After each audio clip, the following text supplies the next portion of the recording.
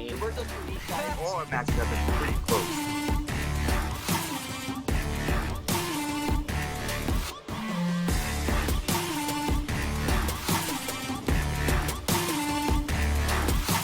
Who's number one?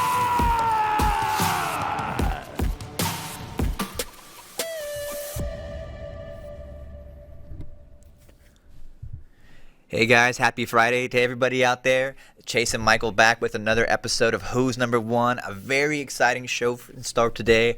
Sorry, I have a little bit of an echo in my ear, so I'm getting crossed up. But we have two very special guests. Bernardo Faria and Marcelo Garcia are on the call today. We're still working on getting Marcelo online, having some technical difficulties, but he's right there, right around the corner. But we do have Bernardo. We're going to kick off the show, get the game going here. Bernardo, how you doing, my friend? How's life right now? Yeah. I'm happy that I'm healthy and safe. Yeah, I feel bad asking that question because everyone's kind of got the same response. Everyone's not too sure right now, but we're very happy to hear that you're doing okay. Yeah. What are you up to these days? You working out at home? You doing any like solo drills or anything like that? What are you doing to stay busy? Normally when I used to compete, I used to work out with kettlebell at home. That was part of my physical conditioning. So I still do some exercise like that, especially on those days. And I'm also like walking and running. That's kind of like, that's been my physical exercise that I have been doing during these days. But it's not been fun. I miss going train jiu-jitsu, going teach jiu-jitsu and that kind of stuff. Yeah, I think everyone feels the same way. I know I definitely am really missing the mats these days. I wanted to ask you, you've made a very successful transition from full-time competitor to having your own academy. You're a big part of BJJ Fanatics. Let's talk about what that transition was like to running your own school and just sort of leaving the competition behind. What has jiu-jitsu become for you today? Yeah, so when Michael and I have two business partners on BJJ Fanatics, right? Both called Michael. So when Michael and I started this, I was still competing and doing the online stuff for BJJ Fanatics. And then coincidence enough, 2015 was the best year that I ever had in my career. And I was also doing this stuff. So I think it was a lot because I took out that heavy plate on the shoulder, that jiu-jitsu is all you have in your life and you gotta win that tournament no matter what. And as I already had another thing to do, I started competing way more relaxed and with less pressure than before. But at some point, everything started getting very heavy, and I was working a lot online, and I saw that my motivation to compete, to train, started to decrease. So I won the double gold in the Worlds in 2015. I competed again in 2016. I got hurt. And then also I got hurt. I made a plan that I'm going to compete one more year and I will be done competing. So that was 2017. And I got second in the Worlds that year. And then also I finished that World Championship. I was like, that's my last one. And then as both Michaels lived here in Massachusetts, was a much easier transition for me to move to here, open a school over here, and do everything here, than moving somewhere else. So I ended up coming to Massachusetts, and I'm here since 2017, and loving living here. You brought up your 2015 run, which that was a really amazing when you did double gold at Pans and Worlds that year. You beat some really big names. It looks like. You tapped Leandro twice that year. You beat Trans. You beat Tellis. You tapped Erberth with a knee bar. Man, you had a great run. You beat, tapped Erberth twice with a knee bar. Were those both from the double under? Yes, both from the over under. And I see Marcelo Garcia up on our screen over there. All right, we got him in. You guys too. Hey, yeah. So that double under. Or that over-under knee bar that you did, you were just a monster with that thing when you were competing. At one point, you were tapping like half your opponents with it. How did you start developing that knee bar from the over-under? I always used to do over-under and halfway. I always felt myself as the non-talent athlete. So in my view, it was always easier to try to master like a couple or few techniques and be really good on that, than trying to learn everything and be average on everything. So I always try to focus on certain techniques. And then over under was one of them. And then I found the submission from there. And I found that submission from there. And I started working, and I started testing on tournaments. And it was one of my favorite submissions. I think there was a time that I had like 18 matches and I finished 14 with that. So it was really good. So to make a conclusion here, I'm not the type of Marcelo Garcia guy who is good on everything. So for me, it was easier to focus like on 2 or 3 techniques. Like. Marcelo, thanks so much for joining us. Sorry about the technical difficulties. How are you doing out there? You're in New York City right now, I think, and it's definitely one of the crazier places in the world right now. How's everything going for you? It's hard. It's hard to talk about New York because we don't know what the future is saying. But when the governor said he was gonna close everything, I just came to Florida. My family, we inside the apartment like for 3 weeks before. We took the kids from the school like 2 weeks before everything happened, because we were discussing that thing maybe was gonna get like kind of bad. So we already stuck inside the apartment 3 weeks before, and then when it did 3 weeks, and then the governor said he was gonna close, we're like, we can't stay here like a couple more months. It would be terrible. And I just drove to Florida. I have Libori here. He helped me out with a house over here, so I'm just stuck in the house. But better than the apartment, I can't complain. You down there with Laborio, you said? Yeah. Yeah, tell Laborio I said, hey, he's a friend of mine. I've known him from being the Carlson Gracie team and everything through junior and all that. But so you're down in Florida right now. Yes, I'm in the house. I don't even feel the Florida that much. Yeah. Going back to Bernardo's over-under, if anybody can go study that thing. Bernardo, do you remember when you came to Carlson's and taught a seminar? When I went to where? Carlson's in Chicago. Yeah, I remember Carson. Man, I learned your over under from you back then, and still that's my go-to pass still, because that thing is so. That's awesome. Yeah, that's awesome. So effective. I used to say that's a very good passing for who is bad in jiu-jitsu. It's a very easy one. It's good for me because I never train hard enough to have good cardio, so I can't stand up and Toriando people all the time. But the over under works perfect for me. Awesome. At what point did you start training with Marcelo?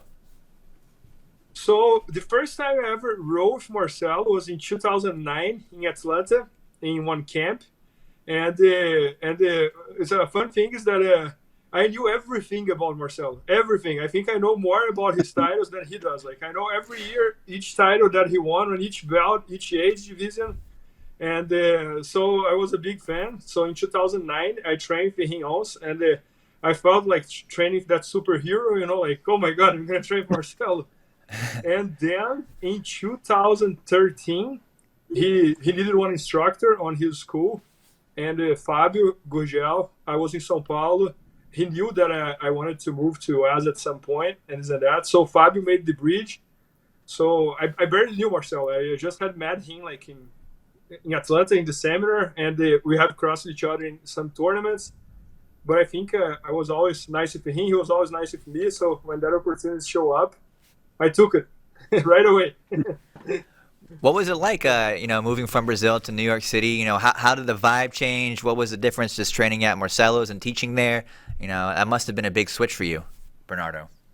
Yeah, so when I saw that the entire jiu-jitsu world was moving to America, right? Like, for example, Pan Am's words no gi, Pan Am's no gi, everything was in US, So I had that goal to move to US, I was under Fabio, and I would always tell him, as soon as some opportunities show up for some alliance affiliate or something, let me know because I want to go.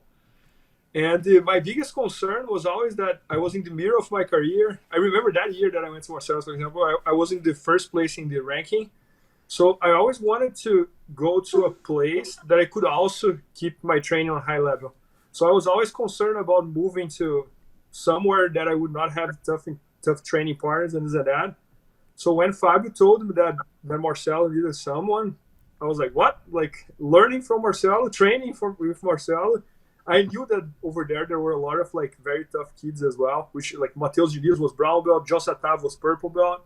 So everything was like it was the best experience for me. And then living in New York City as well, right? Like as you were asking, like was a very different experience. And I think like when you live in New York City, you learn a lot because it's very tough living. You know, like you tough it up living there. Like there's no cars. Yeah. You gotta take subway with a heavy backpack. You know, like. Yeah, Marcelo. So Bernardo, he's such a humble guy. He won't hype himself up. What was Bernardo like when he got there? Because I mean, he's an absolute world champ. He had to be a tough role. Guys, I just want to say, isn't that crazy to have Bernardo say that about you? You know, it's just like it's insane. Because I back all everything he said, because Bernardo was always such a hard work. But back then, the first time that I trained with Bernardo, I still remember the train. So I don't know if that's a good thing or bad thing. Because usually you remember when you lose, you know, you don't remember when you win. You know. No, I didn't win a row. You're being humble there. It was very tough row. Was already the same thing. Like his half guard sweep, I didn't know what was coming, obvious, and I couldn't stop. It was just like I think he swept me twice. So you guys both came through Fabio Gurgel's academy in Sao Paulo, correct? Yeah, that's where I feel we most learn discipline. Yeah, I've been there before. I worked there last year. They have both your guys' pictures up on the wall. They have those giant pictures of the black belt world champs and everything. Maybe you guys can talk a little bit about what because so many legends have come through there. Lange, I think, Lapri, Gabby Garcia, a bunch of people. What's it like there? What's the training like at that old alliance in Sao Paulo at Gurgel School? Marcelo goes first because he has more stories than me. Yeah, let me talk about from before. Okay. Because before was kind of different when Bernardo was there. So let me just say something from the beginning, and then Bernardo can continue from there. Yeah. But I never have like a black belt to train, and I was brown belt. When I say black belts to train, I mean like a high black belts, black belts that compete on their high level tournaments. So I never have that. I have a big gym that I train in Poços de Caldas, but we all the same belt. When I was blue, everybody was blue, and only Reinaldo was one belt higher than us. When we are purple, he was brown. So we never have like so many black belts. So when I moved to Fabio in 2002 as a brown belt, I got that, guys. It was like a dream train. When I say a dream train, like you can imagine the best guys. When I say the best guys, probably was harder to win a match in the rolling sessions in the train than win like a mundial back then, because it was like all the big names.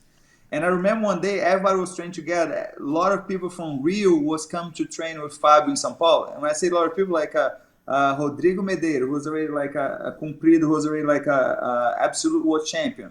Léo Vieira, I remember he came like and that day he was kind of like coming back to train with Fabio. I feel like he even brought like a coffee mug to Fabio that day. And I realized, I can't believe I'm here. I can't believe I have all this training. Tererê was in the train with me every day. Damian was my toughest like a training partner. So I was in a dream, and in a dream that I was like I didn't know how to behave, how to deal. The training was so hard. When I say so hard, like I used to train 4 times a day back then, and then when I got to Fabio, like I don't know if I can do 2 trains a day now because it's just too rough. So it was like that big change. But unfortunately, like 3 months later, that was the alliance break out, and then I couldn't believe I ended up like being probably the highest belt competitor guy left. I was the only brown belt that was competing on the high belt. It was Tarsis and Soluço, who were still like a purple belt, and I couldn't believe from there to just us was just like it was hard. So it was a big change. But at the same time, I was able to have that little taste of like to train with all the best guys at the same house.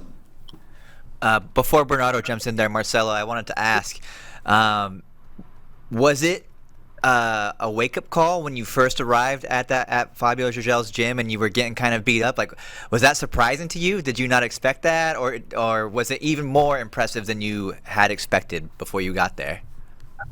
Was always wake up call. Every time I train with Leozinho, Comprido, Tererê.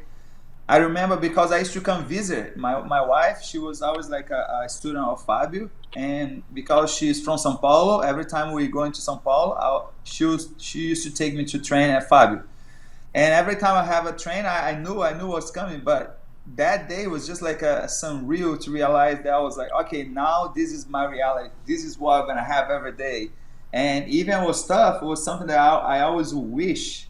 And you cannot ask for more when you just wish to have like at least like a good number of people to train.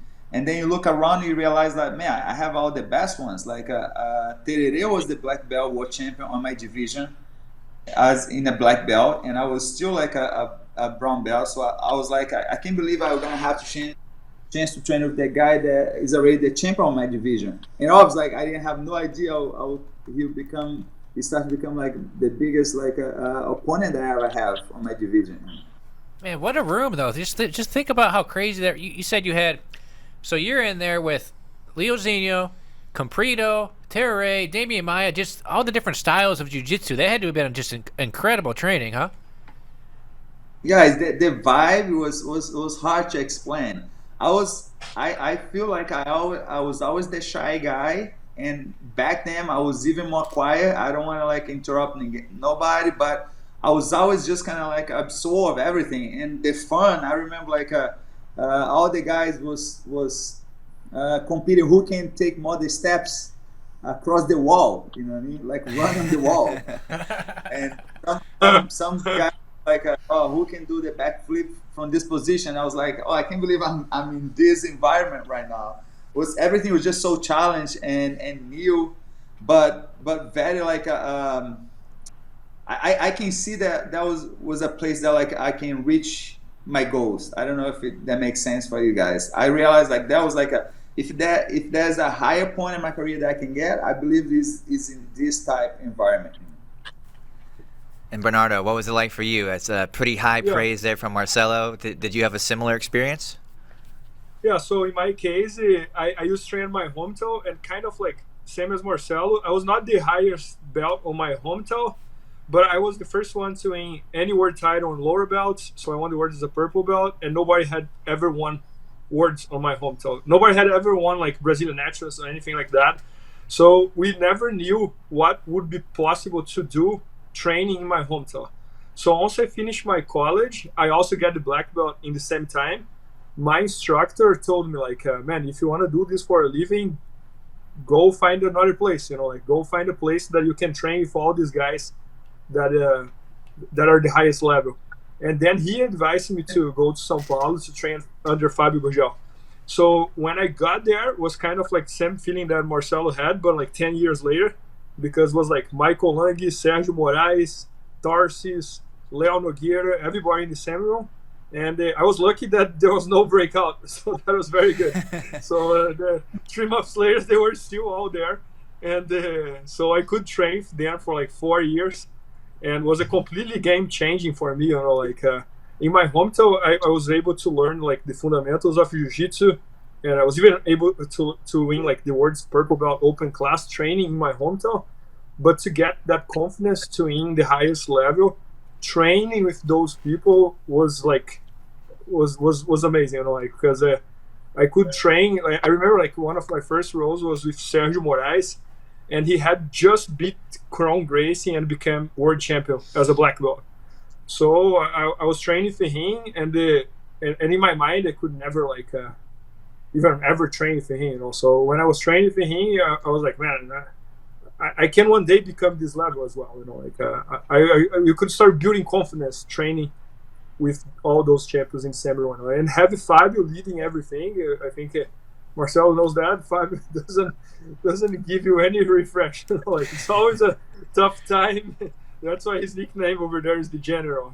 He's always pushing everybody like as hard as he can, and so it was a great experience. A name that you dropped there, who I've always been a huge fan of. He's a lot smaller than you, but how often did you train with Michael Lange? I trained for him not super often because I was like super heavy and he was lightweight. So, but I trained for him and I trained on his prime, like on so it was a very good experience. And but I would not train for him as often as I would train for Léo Nogueira, for example, was my main training partner over there. Okay. Léo Nogueira, we would roll every single day, like once or twice or 3 times.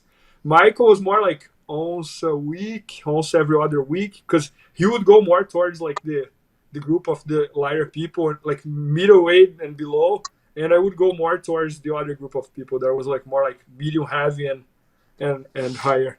I mean, that's a great guy to work your guard passing against, huh? Yeah, it was a great experience. Like his guard is really really good. Like it's like it's another level of spider guard. Yeah.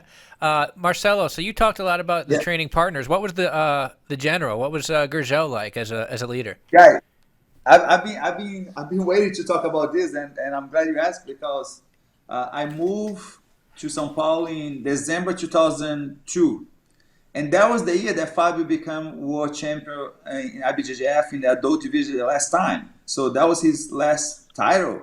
So imagine, like, it was all these guys: Tererê, Comprido, Leozinho, Damien got the black belt in that month, in the end of 2002. And Teles, Eduardo Teles also got his black belt, so Teles was on the team too. So Fabio was still on his prime. So imagine like all these people. It was just like was too much fun. But I was always like a border half guard player. I felt like I need to. I didn't have that much speed. Maybe was missing some technique. I just feel like I always felt secure in the half guard. And as a brown belt, I lost a match in the São Paulo stage tournament against someone that I beat twice, and I lost the match because I pushed the half guard and I couldn't get out. So he got the advantage and he won. That kind of like gave me like a bad taste about that game that I was building, that game that I was relying so much. So combine that to when I moved to Fabio and I started training Fabio, and I used to pull him to the half guard and I didn't have no movement. I was barely be able to breathe the whole mat and not have before with depression.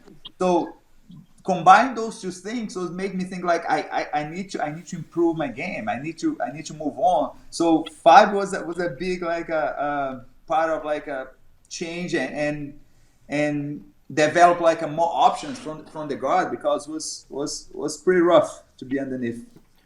If you guys could narrow down like a piece of strategy or advice that Fabio gave you, what would that be? I know he's a very intellectual guy. He's a very smart strategist when it comes to game plans. Did he give you any tips that directly helps you win matches or tournaments? Bernardo or Marcelo? Did I go, Ben? Yeah. I think in my case was a lot of things, but what always comes to my mind from Fabio is like was more the psychology side, like. So I remember you could come to him and say like, I'm worried about my shoulder, that it's a little injured, and I'm gonna compete on Saturday, and he would be always that kind of guy, like, Saturday, you're not even gonna feel your shoulder. You're not even gonna remember about that, like. Or he'll say like, oh man, I'm kind of worried about this opponent, this and that. And he would be like, how can you lose to that guy? He was always, he was always like very confident on ourselves, even more than ourselves sometimes. Like, so that's kind of like the first memory that I had. But of course, that like even like talking more about techniques, he's really, really, really good everywhere in jiu-jitsu. So he's not that type of guy like that only knows what he practices. No, he has one overview of jiu-jitsu that's incredible. So you can ask him any question about any technique, even if it's not his game, and he's gonna be able to give you like all the follow-ups and that kind of stuff on that technique, like. So very nice. Go ahead, Marcelo. It's funny because exactly what Bernardo said is exactly the describe that I would like to give to Fabio. And he was not much like about like, oh, let's be technical, do this, is strategic. He was always like just like a go there and do it. You're gonna do it. You can do it. It's not many options. I remember one day was a big tournament for me. I went and I competed against some really tough guys, and I hurt my knee. And I woke up in that day. I was about to wait for somebody pick me up to drive 12 hours in Brazil in a really dangerous road. That's some people, some really good people, promise jiu-jitsu even die on that road. So was like, oh, 12 hours in the car is gonna be terrible, and get there and go compete next day will be terrible. That morning when I was about to leave and I know somebody's gonna pick me up in 30 minutes, I was like, I need to call Fabio. I don't think I can do that. And I called Fabio. I was like, Fabio, my knee, I can't bend my knee. I was like, there's no way. My leg is like, my knee is swollen. I can't bend my knee. He's like, no, don't worry. Go there. Once you wake up tomorrow, probably gonna feel better. And that's it. And there was no excuse. I couldn't say anything, you know. And I always took Fabio's word like that. So whatever he say, I would just go and do it. So I remember like I just turned off the phone so upset and kind of like disappointed why I didn't say anything else, and now I'm right here. And then I end up going. And the reality, I wake up next day 100%, like complete 100%. And the day before, I went to a doctor and then he did some pressure point, and I guess like he pressed the wrong place and then make my knee much tighter. And then the next day I was complete 100%. And many times, and obviously, like, and just to add up, I end up having a great result that tournament. I compete and I won a big absolute weight and division that day. So that was kind of like was a no-gi, and that was like a little bit of like a bridge from everything that I went to Abu Dhabi. So combined to all this, I think that's part of my career. But many times that I felt like a doubt of myself. Fabio I was just looking to Fabio and wait till he tell me like, no, you're okay, you don't have to do it. He was always like, no, don't worry, you'll be fine, just go and do it. So he never give that kind of like a quitting option. I don't know because we all quit. Sometimes we quit in the train. We tap, we get tired. But he was always kind of like just don't give him the option. And I learned and I got so used to that from him that many times I was in a match. Then when I heard his voice, everything changed. I was like, okay, I can't stay here. I'm about to giving up this position. Then I heard his voice. Okay, I'm not allowed to giving up this position. That was kind of like the feeling that he always gave it to me. So he never he never let me the option to quit. He always knew. He always believed on us more than we do. You said that you sort of bailed on your half guard that you used to use because Fabio would smash you, correct? Not just smash, I couldn't move. There was no move. And to do a move that you don't have no sequence, there's not even like a attempt. I didn't have no attempt. It's something that doesn't work for me. Like if I go to a position and I cannot get out of there, next time I don't go there anymore. I have to move on. And I think it took maybe 2 weeks. 2 weeks, and I was like, okay, I'm done. I can't stay here. You know? Did that lead to you developing your X guard and single leg X guard systems that you ended up being so successful with? Probably, but obviously took some time. But probably was something that I was already doing a little bit before, and then I start to get so attached to the half guard, and I kind of give up things that I did before. But then when I realized the half guard was not that much option, I start to pull those moves that I did before, and together with all the variation, new techniques that I used to hear from Fabio. But I don't know if you guys ever heard about this. Fabio was always like a legend, you know, even before us get a black belt, way before, right? And one day I saw Fabio in the TV showing like he was just like demonstrating some technique with Léo Vieira in a live TV, a big TV show in Brazil, and he did like some judo throw. He crossed the arm, he grabbed the belt, and then he did like some tomoe nage. I don't know exactly how they call it in judo, but it was pretty much something like that. And that day, I started doing one of my favorite sweep because I realized that, okay, if you cross the arm on your feet and you grab the belt and then you put your feet in between, you can sweep from the same side that you control the arm.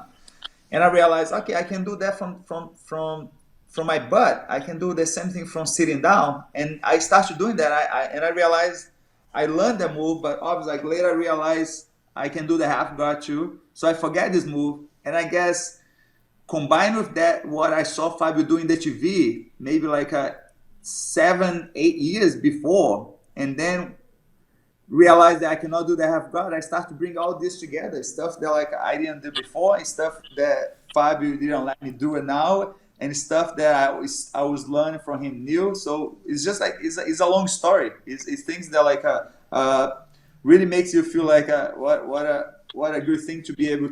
What a great people that you're able to have around you, you know. Yeah, I want to ask first a little bit to Marcelo about single leg X and X guard, then go to Bernardo on deep half. So Bernardo, if you have any questions or you want to say anything, jump in here too. Marcelo, when you started really doing good with X guard, how much of that did you did people teach you that, or I mean, you're the one that made it popular, or did you just come up with it on your own training? I don't think so, but it's a part of like one person show one thing, one person show other thing. But I don't remember somebody really showing the X guard. But back then, from the half guard, there was imagine in a deep half guard and you just stand up with the person leg on top of the shoulder.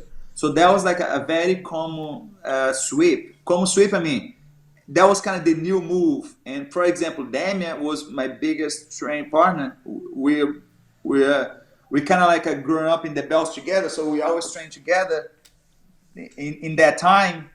And he used to be great on that sweep, and they used to call that sweep like throwing on the garbage, because you just put over the shoulder and just throw. And I realized like from that sweep, when I would stand up, sometimes I start losing, then sometimes I pull back. And I think that was the time that I started doing the X guard. And long story, but like, and now Damien just put some old fights of me that I have no idea he knows somebody that has, and he started putting on his channel. And on that channel, I can see me doing the X guard for the first time that I remember, and was no gi, and he has like probably my first no gi match from the time that I moved to 5, because that was the time that I trained no gi the most. I did a little bit in the beginning, but that was like almost nothing. And that was the same time that I started doing the X guard, and I realized like, oh, the X guard was there. And that was before the DVD. That was before the first DVD that I did, that the guy called the X guard, because the guy who did the DVD, he's the one that put the name on the X guard. I never heard about that. I never was creative. I was never creative enough to give a name for a technique. So in that video, I was doing that before. So I didn't develop, but at the same time, it was like a combination of a lot of things. That was awesome. And then the single leg X is a position that is super common now. How did you start playing around with the single leg X position? Oh, it was like when the X guy wasn't work, the person was blocking the hooks. I was just making kind of the same hook or control on the only leg that I have left. If I don't have the leg, I have this one. So probably was a little bit from my developer, but it's not something that one day I wake up and I was like, okay, I figured out I'm gonna do this one leg X guard. It was just like a one position that someone show you, another position that you're already doing, and then something breaks and doesn't work, and then you have to kind of like rely on something, and then you start to doing something that is working for now. And sometimes you're never gonna do it again, but then realize like, okay, it's working, and then you continue to do it. Was kind of in the same time problem, but probably was like after maybe the first Abu Dhabi. I don't think I did that on the first Abu Dhabi, for example. Bernardo, what's it like when Marcelo gets you in single leg X? How hard is it to avoid getting swept? I remember when I was training for Marcelo and you were putting me in the X guard or one leg X guard. No, I can tell you my strategy. What I would try to do is, while I was in the one leg X guard or X guard, I would try to set up a way that when he sweeps me, I can find something. Because in my mind, I was already swept. You know? When I got there, I was like, okay, he already got it. Now let me at least adjust something here to make sure when he gets a sweep, he's not on his best, for example. You know, like, because one thing that Marcelo does that's very, very special, like all his techniques is very, very well connected. So when he gets the sweep, it's not like he gets a sweep and now let me think what I'm gonna do. No, when he gets the sweep, he's already on his favorite pass, or he's already in the guillotine, or he's already in the crucifix, or anything like that. You know, so everything is so well connected that. And another thing as well, like that, I think it's very special about Marcelo's that I think everybody would agree with that. For example, in my case, I have half guard and I have over under, right? So I have like two subjects that I probably master. That when someone talks about half guard, there's a chance someone remembers my name. Or when someone talks about the over under, there's some chance that someone remembers my name. About Marcelo, I can mention like 10 or 15 techniques here. For example, when you talk about crucifix, you think about Marcelo. When you talk about guillotine, you think about Marcelo. When you talk about X-guard, about one leg X-guard, about butterfly, about like monoplata, about so north-south choke. So I think this is like what made him very, very, very unique in jiu-jitsu that I think is gonna take like dozens of hundreds of years for someone to replicate. You know, like.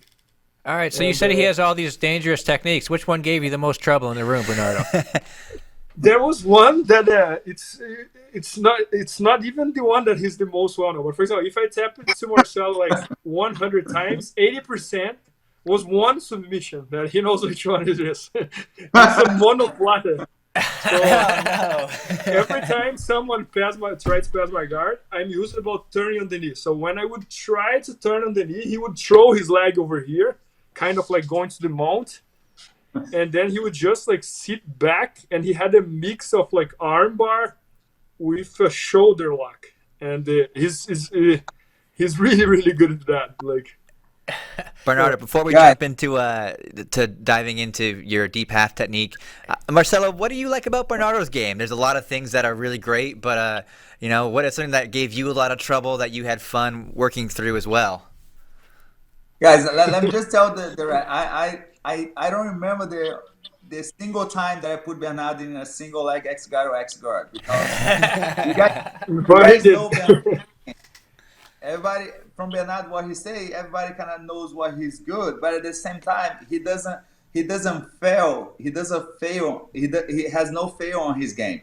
So he has like the underpass, but then he has the half guard sweep, and he doesn't play around. He doesn't go here and there and then open up that game. So he didn't never give the option to go to the X guard, because he was always on his knees and he was always like aware about everything.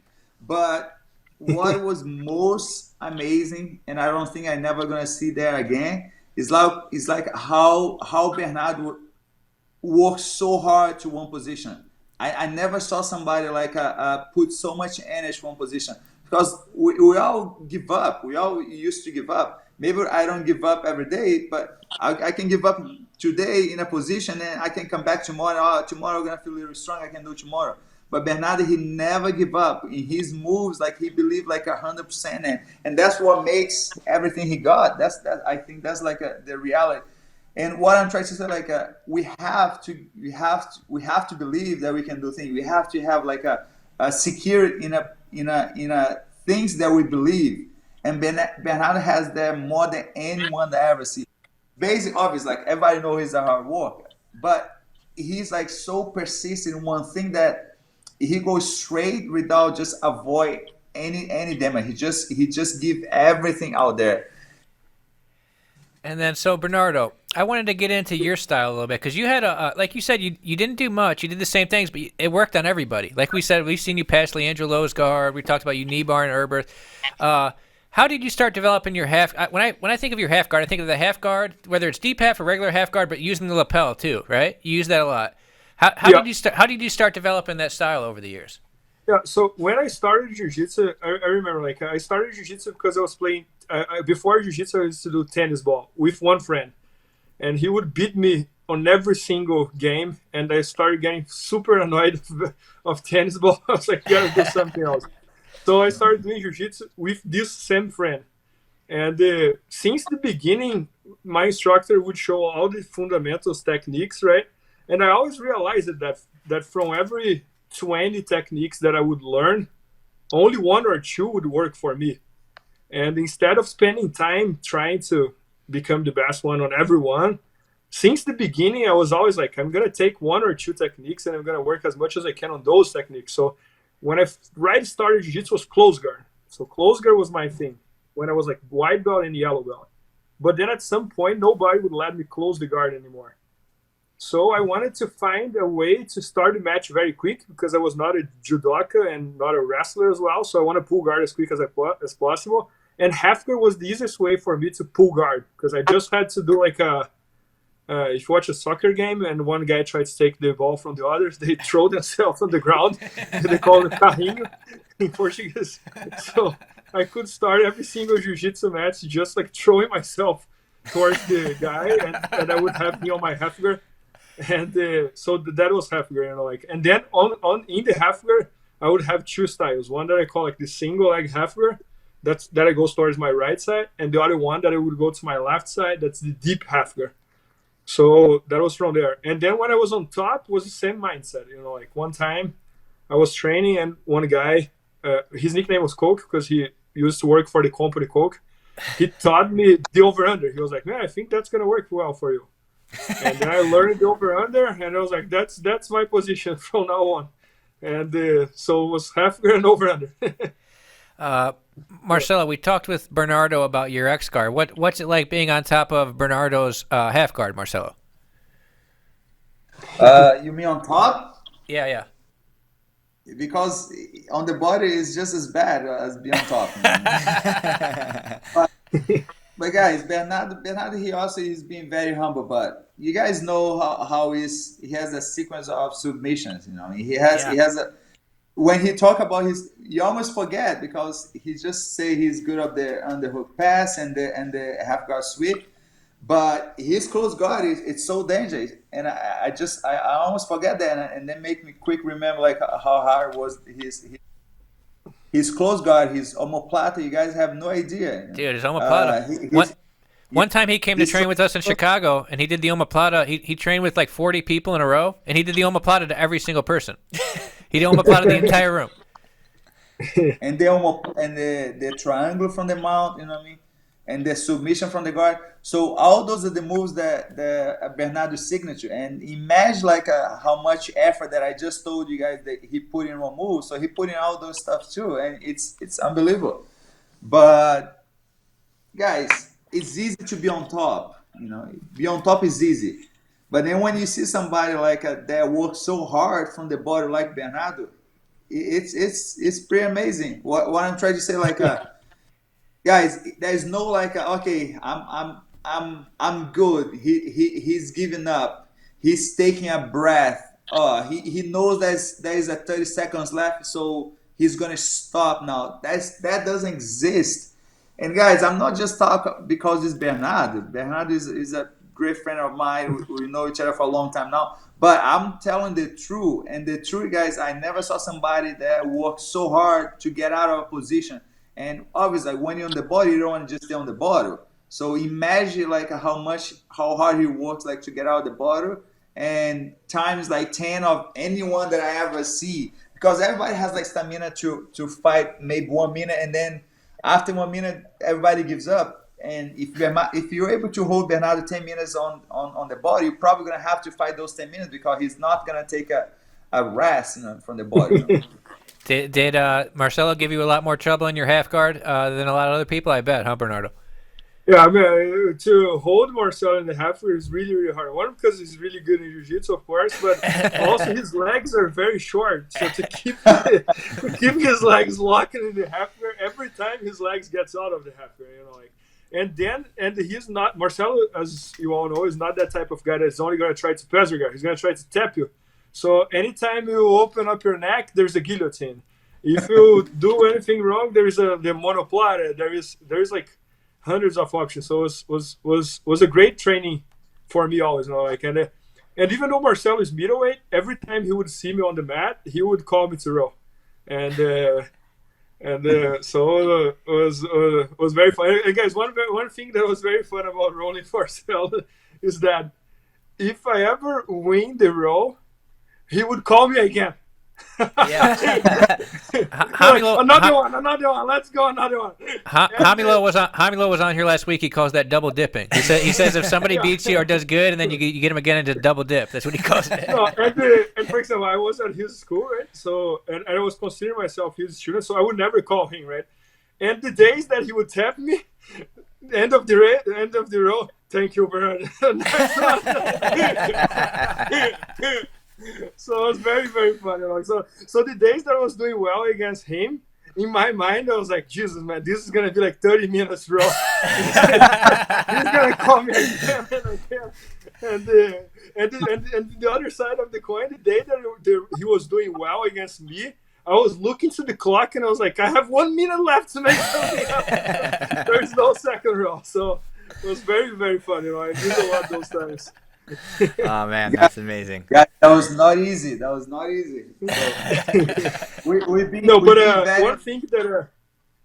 one thing that I tell a lot about Marcelo and also about Lucas Lepre, like because I was very heavy, it was not very common that I would see like a lightweight or middleweight that they would call me to roll all the time. So Marcelo, every single time I was on the mat, he would call me to roll.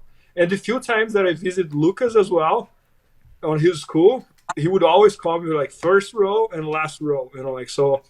I mean, like I for a lightweight, middleweight training with like a super heavy every day. I know it's not the easiest thing, so I really appreciate that a lot. Like, before we dive into your ADCC career a little bit, Marcelo, I wanted to ask you about a more recent event. You coached your student Mateus Denise to his first ADCC world title. I just want to ask you what that moment was like for you and how special that must have been. Guys, we've been very honest over here. Everything we say is like it's happened with me, happened with them. Like we've been really true over here. And the reality, like when Mateus won the first ADCC, obviously I was super happy. But it's something that is almost like you couldn't really realize this is really happened. I don't know. You see a lot of people when they become world champion, if they're working so hard for that for many years, when that happens, you're like, that's it, that happened. That really happened. You just like, you want to feel something change right away, but it just happened. And you almost like take some time to realize that. So I was super happy when he won, but at the same time, I was like, really? That really happened? It's almost like you don't believe that really happened. I don't know if I'm being. I know I'm being honest, but I'm just want you guys understand that. Like, I was super happy, but then when you just we just don't like assimilate it. Like I can't believe he really did it, and was awesome everything. I remember you did a really long interview, a great interview we call Walk and Talk with Reed, a little bit before ADCC, and you mentioned something similar about after you won your first ADCC title, where before you had won, you thought things were going to change a lot and it was going to be, a world-changing event for you, but it kind of maybe felt similar. Could you explain what you meant a little bit and how I'm sure Bernardo might have had a similar experience, after winning a title? Like, what was it like winning your first world title, and did it change things for you guys? Obviously, like the change will come, but comes like slow, and it's not that you become world champion and someone's gonna handle like a king crown or anything like that. So don't back. Obviously, but I feel like you work so hard for something and then you want something change, but it doesn't happen to change. But obviously, like you gotta be happy with your accomplishment. We gotta be happy with like the journey that you took to get there, and then realize that's the most important, because you kind of like you did all the steps right to be able to win. But at the same time, like the change doesn't come next day. The change come with time, and everybody starts like call you for seminars. And what I'm talking about seminar is not just like, okay, now I can make money, but it's just about like, people really wants to get to know you. People really wants to kind of like try study your jiu-jitsu. So those are the things that you start realize like happen after you won like a big title. People start to value something that you already value so much. So I realized like that's the best part of like imagine before I just want to train jiu-jitsu. I want to have everybody to train jiu-jitsu. I want to have people to so I can train jiu-jitsu. So once you kind of win the world title or any big championship, people start to want to train with you and not just you want to train with them. So make things like so much easier. Like, oh, I can have jiu-jitsu all the time because everywhere I go, people will be happy to train with me. I don't have as a blue belt, I don't have to go pick up somebody in the house to come train with me anymore. I don't have to keep calling people to come train with me anymore. So those are the things that like changed the most after I won the first world title. Like people start to believe on my work. People start to value like my time that I put on jiu-jitsu. But I remember like I talk a lot about that in the interview, and it's nothing's gonna change. Don't think it's gonna change right away, but you're gonna have your value after that. On the same vein, Bernardo, after you've won a lot, but after you finally got that absolute world title, how did that change things for you? How did you feel? Yeah, like the open class was always a dream for me, and I had won already like on all the other IBJJF tournaments. I had won like in the Europeans, South American, Brazilian Nationals, and Pan Ams, the open class. And the only one that I hadn't won yet was the Worlds. So it was kind of like a similar feeling to when I won my first world title. Like I felt like taking out a truck from my shoulders, like because I always wanted to win, but I never knew if I would ever win. So the feeling that because I mean, how many people go and never win the Worlds Open Class, or how many people never win the Worlds as a black belt, right? It's way more than those who actually do it. So when I won, I felt like taking out a truck from my shoulder. But when I won my first world title, I have a good story too, because I remember that I won the Worlds, the black belt, 2010, and then 1 or 2 weeks later, I knocked on Fabio Gurgel door in São Paulo. And I told him, I was like, I just won the World, so now what do I do? What? So like, now here I am. What should I do next? And what's gonna change in the other words, right? And then Fabio gave me the best advice. I think he was like, Bernardo, listen. Every year there are 10 new black belt world titles. So there are 10 new people winning worlds every year. On top of that, there's ADCC.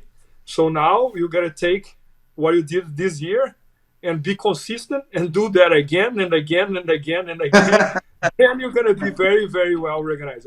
And if you think about in Jiu-Jitsu especially, like the people who really become like very well recognized in Jiu-Jitsu is not the one who wins the world title once, is those who are able to be on the top level like for 10 years, like as Marcelo did, as like we can start citing some names here, but maybe like Roger Gracie, Marcelo, Xande, and many other names like Lucas, and I think those are the ones who gets the credit in the end. If you just win the words, 10 years later, it's sad, but people sometimes don't even remember that you won or who you are.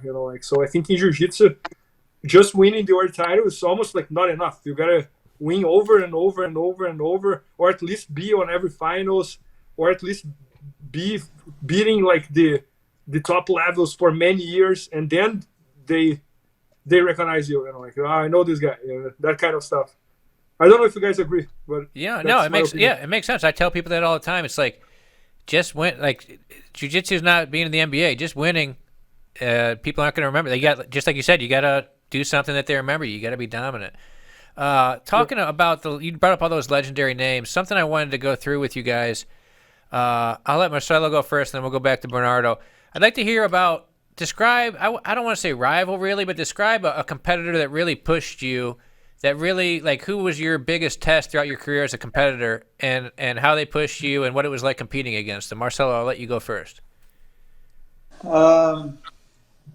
Guys, we always remember from people that we lose. I'm not the type of guy that I'm attached to the winning. You understand?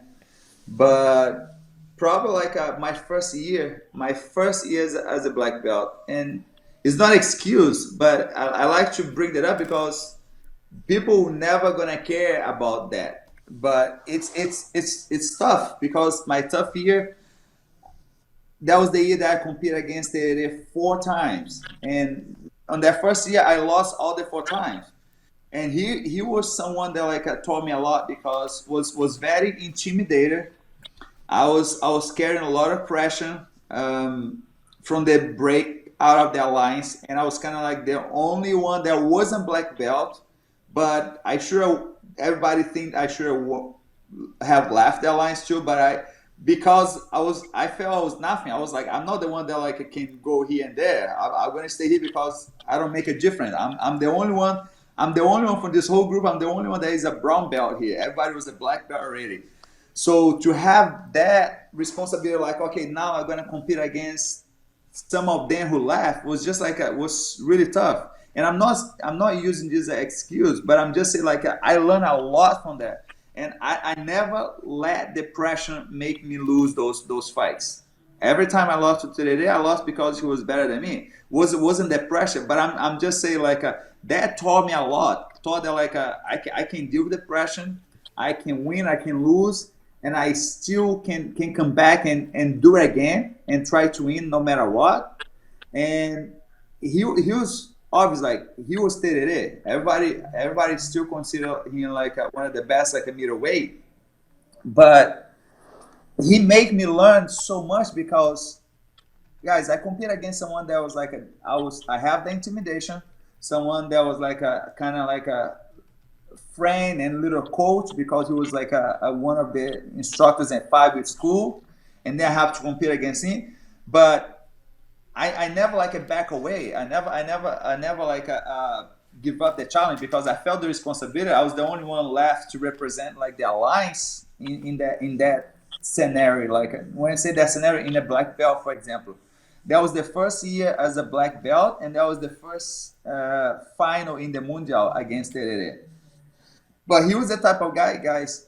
I competed against him 4 times. All the 4 times was a different match.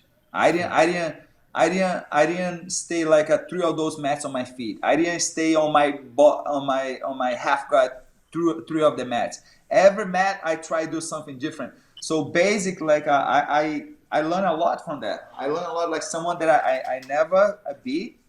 I don't know if I can consider he lost on my division in the DCC, but I never really beat him. But I learned a lot, and I was forced to learn it in a really tough way, really tough way. When I say tough way, like I was really like feeling, having a lot of pressure to win, but I couldn't win.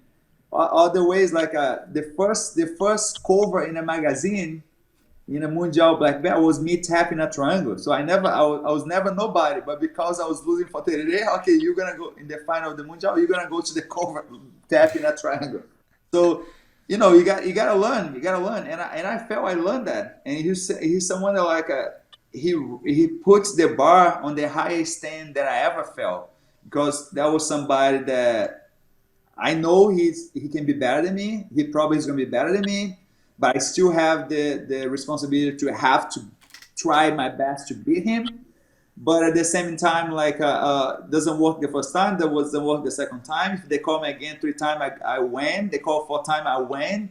So you gotta learn, and I feel like a lot of my career worked because that year, that first year was really tough, but a lot of things came true on that year. Terere, he had such a dynamic style. What was your game plan like going into those matches? How do you strategize for that? Because he's good at so many different things. Was a lot. Was a lot. I told you, like I changed so many times. For the first fight, I just like, okay, I'm just gonna do everything. Everything, when I say everything, like I'm gonna start from the beginning up to the end, like just go, go, go. And then he just kind of like he just capitalized a big mistake. On the next fight, I was like, okay, I'm not gonna rush too much. I'm gonna wait this position. I'm gonna do this, and then I was like, he still won by just the advantage. So I realized he was so strategic. He was just so strategic. Like if I go forward, he's just gonna wait and just gonna count one of my moves. If I just stay here, he's just gonna stay here with me. He's not gonna risk.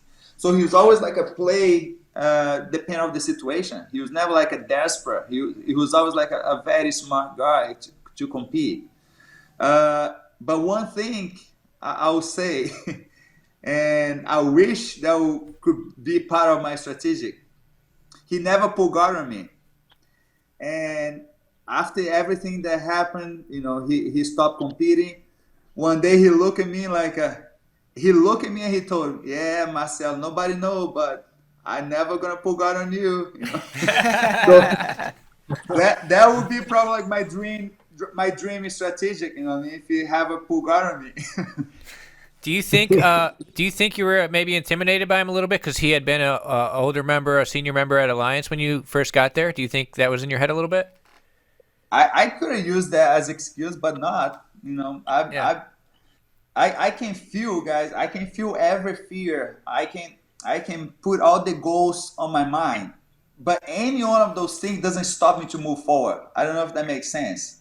I'm a human being. I fear everything you guys could ever imagine, but I'm the type of guy that even if I'm scared, I'm just react forward. So I cannot use that as excuse, but I can use that from today. Today, I have the experience to know that someone in his first year as a black belt cannot really he's not supposed to in his first year in the black belt beat someone that has won so many world titles. It's not supposed to, and I have that reality today. So basic I don't beat myself about I never beat it. I was like, yeah, I can complain. It was my first year. I got to the final that same year. I won my first DCC, and then everything works really good after that. I can't complain. All right, Bernardo. Now let's get to you. Who was somebody that really pushed you throughout your career that made you drive to get better? Yeah, with me, without a doubt, was Rodolfo Vieira. Yeah, I knew you were going to say that. Opponent. Yeah, I competed against him probably more than 10 times, and I lost all of them. And it was was a very challenging for me because I lost to him by every single way that's possible to imagine. I lost by submission, I lost by a lot of points, I lost by last 30 seconds I was winning, and then he passed my guard. I lost by the decision. By one time I thought it was a referee mistake, whatever. I was smashed by him a lot of times. He tapped me a bunch of times. But I always had that feeling that, okay, next time I'm gonna win, because this one was close. And then even when he would tap me, I would always get out of the match feeling like, if I had done this different, next time I can do better. So I think nowadays I'm thankful that I compete against him so much, because I think I learned so much through the match, and that pushed me to train so hard, that then 2015 became my best year in my career. So I think was all that experience accumulated. But I remember that during that phase that I was competing against him was a really tough phase, because it was someone stealing my drinks over and over and over on every single finals, finals of the division of the worlds, finals of open class of the worlds. Then next year, Europeans division and open class finals, Pan Am's division and open class finals. So every tournament, we were both in the finals of division and open class. And even when we were not in the finals, was semifinals or something like that. And then I moved up one division. 1 year later, he moved up one division as well. So I was like, Jesus Christ. Rodolfo's obviously he's a total monster. When Buchecha was on here a couple weeks ago, he said he won't even let Rodolfo demonstrate a technique on him because his pressure is so strong. What's the pressure like of Rodolfo Vieira? Yeah, it's undescribable. Everyone should roll with him. In the same way that I said everybody should roll with Marcelo, that's should be part of everybody's jiu-jitsu journey. Everybody should pull Rodolfo to the halfway and let him put a pressure in your face also. I don't like that. I don't like that idea. I think you told me when I was in Boston. I think this was when I was in Boston that you said that sometimes it felt like he was going to literally like going to break your neck from his pressure. I felt it would break my joint here, like Your jaw. My jaw, yeah, and I would not open the guard anyways. Open the half guard, but was really really tough. I really felt like my jaw is gonna break. I'm sure like it's about to break. Like it was so much pressure that it's even hard to describe. Guys, And, you've both conquered some of the biggest titles in the world multiple times over, but I wanted to ask if there's any specific win that stands out the most. Like when you think about the best day of your career, do you guys have a match that stands out to you? Marcelo, I'll let you answer that one first. Probably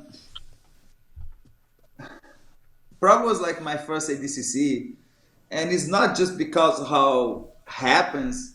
What was huge for me, how that happens from before and obviously like after. But it's because like that was the first time that people outside get to know my name. When I say outside, like outside my gym, that was the first time that like people start to recognize my work. Because until that, people knows like, oh, he's working really hard, but obviously like nobody knows if he's gonna make or not. And that was the same feeling that I have to. I don't know if I'm gonna make or not. But then that was the first time that people look at me and start to kind of like look up for me. Like I remember there was a Japanese that came train with me like in 2 weeks later, just came to São Paulo just to train with me. So that was kind of like that's why I feel like that ADCC was huge for me.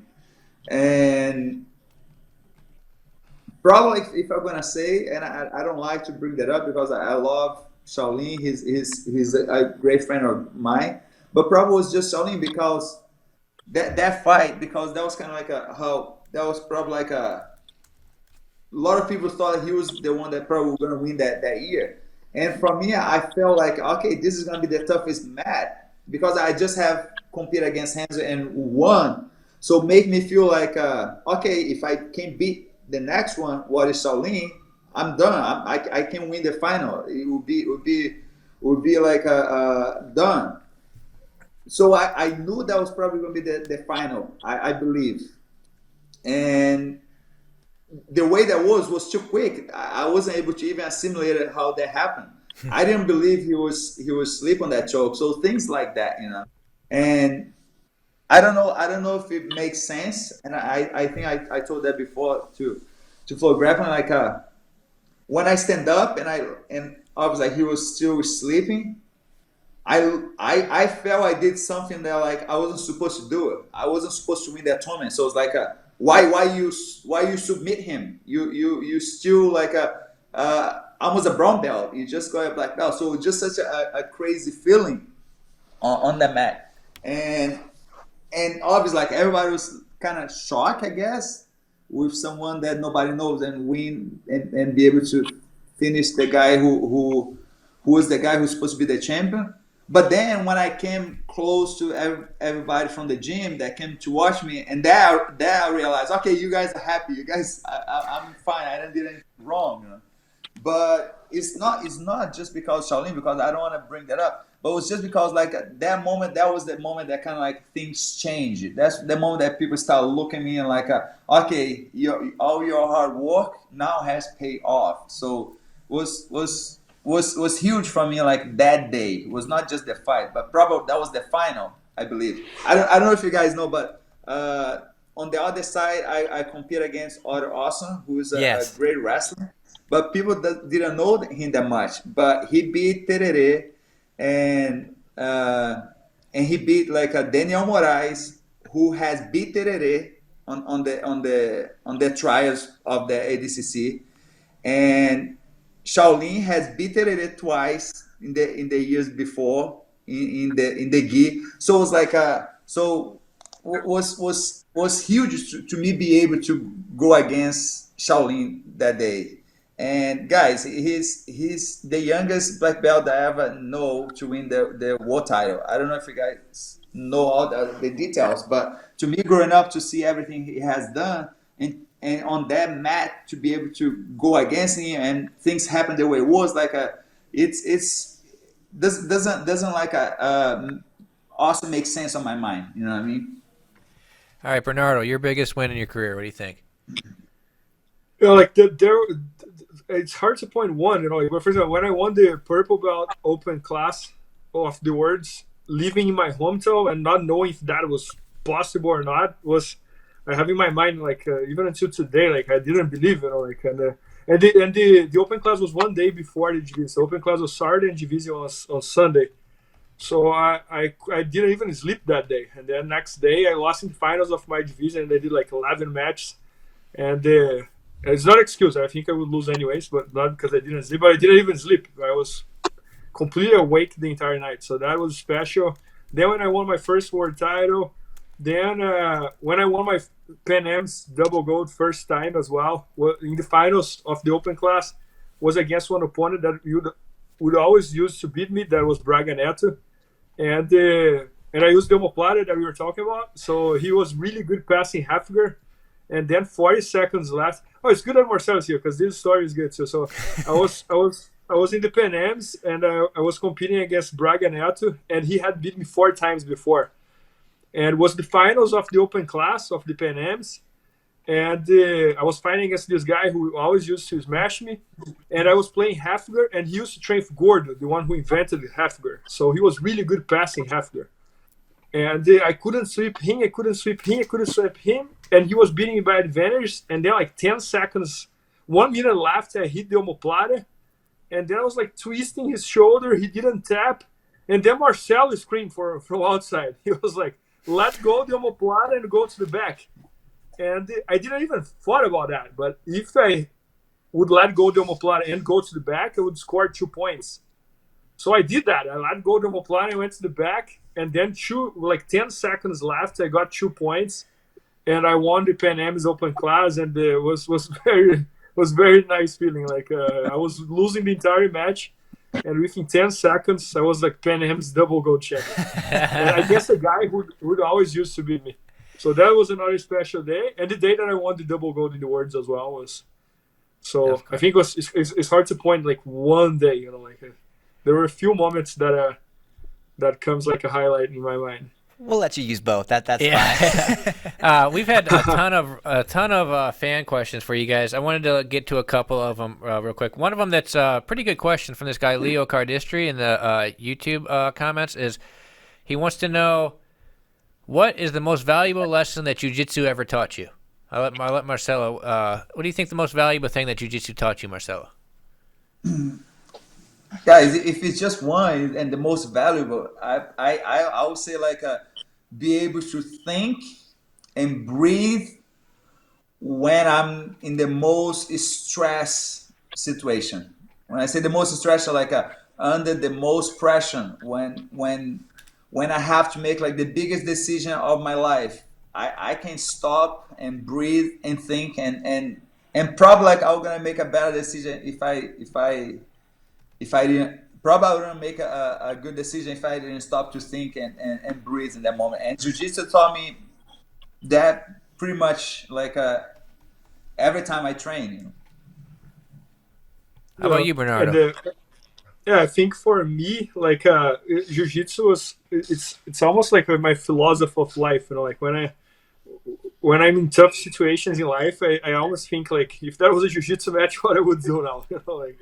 And I think also like what I did in Jiu-Jitsu in my career, I try to do in my life. And also I always try to focus on what I'm good at and not focus as much on what I'm not good at. So I always try to like maximize what I do well and leave on the side what I don't do that well. You know, like so.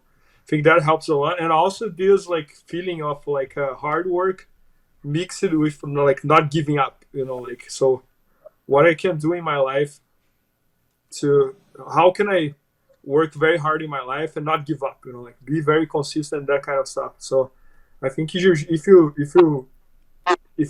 take life as a jiu-jitsu match, it's a very good comparison.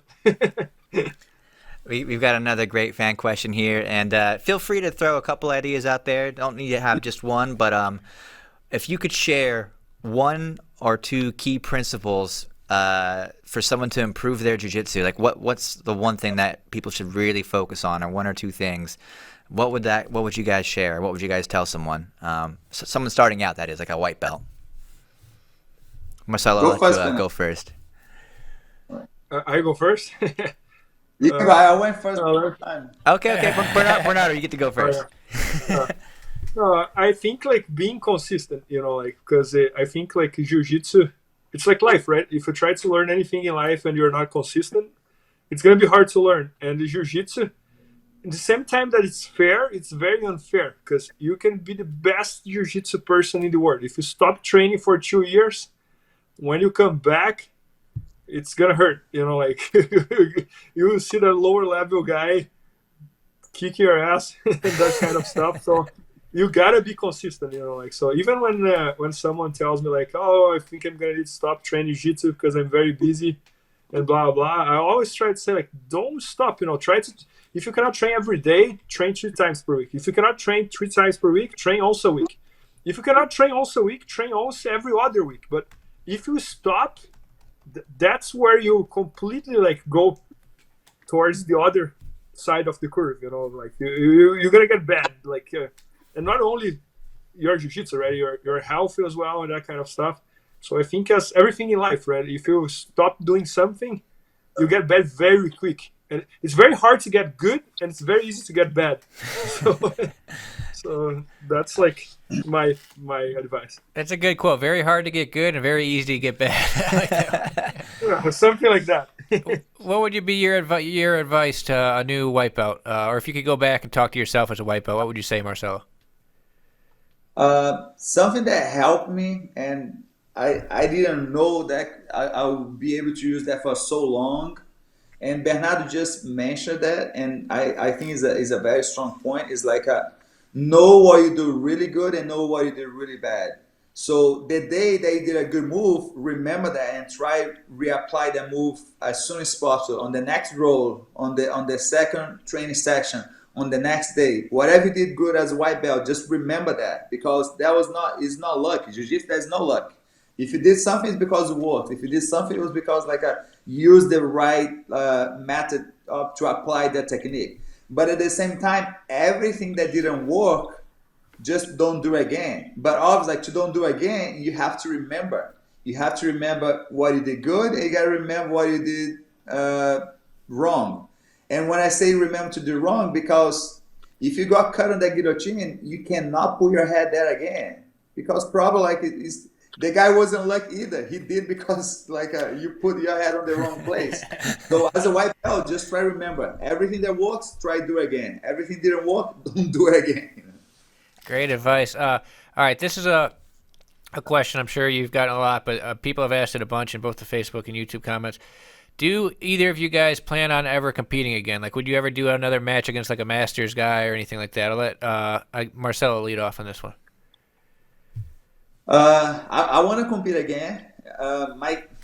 Obviously now it's even hard to think about competing again in the middle of this situation.